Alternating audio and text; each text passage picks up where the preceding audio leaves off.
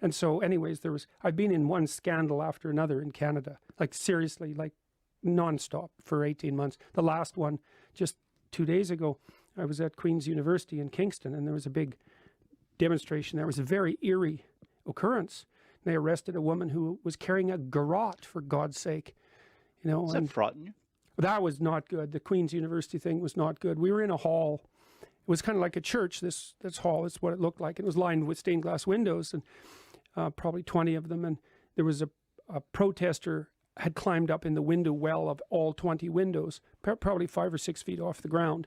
And they were 7 feet high, these windows, and they were pounding on them, and forcefully enough in one case to break the window. And so there was 900 of us inside, and we were surrounded by this group that were pounding on the windows and yelling and pounding on the doors. And it was, and you know, you could see against the stained glass, you could see these shadowy forms pounding away. And it was very eerie. No one in that hall will ever forget that experience. Why? Why were they trying to get in? Why the garrote? Why it sounds like hate. Is it hate? Some of it was hate, for sure. Why do they hate you? Because of who they imagine I might be, I guess. That's part of it. You know, it's easy to hate someone who's been caricatured. And so, but there's more to it than that. I have been very forceful, let's say, in my criticisms of the radical left, not only in Canada, but in the West in general. Not critical enough, in my estimation.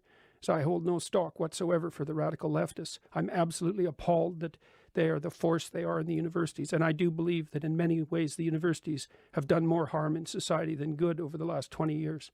And I say that, you know, with a fair bit of regret, because I've been obviously associated with universities since 1993. But that's a really interesting thing. I sometimes enjoy dealing with the radical left in universities. I think you're going to grow up.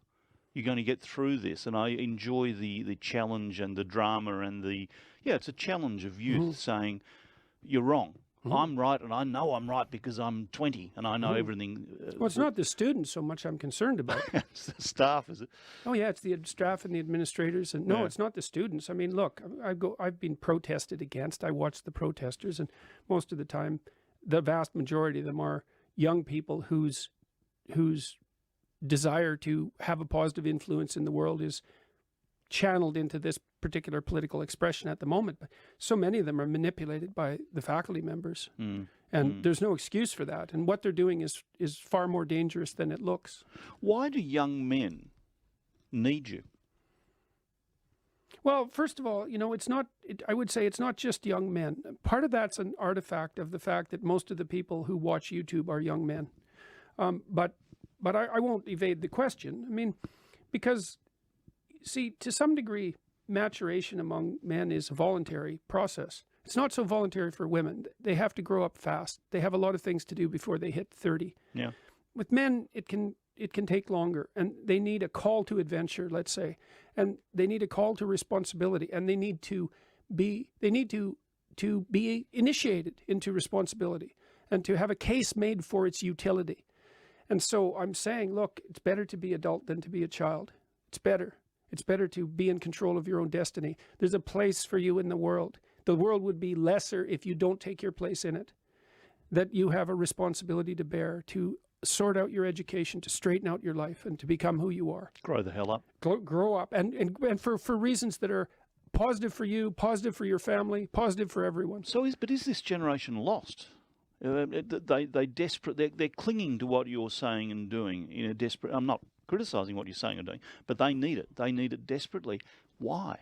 Why are they lost? Well, I think that every generation needs a message that supports maturation and responsibility.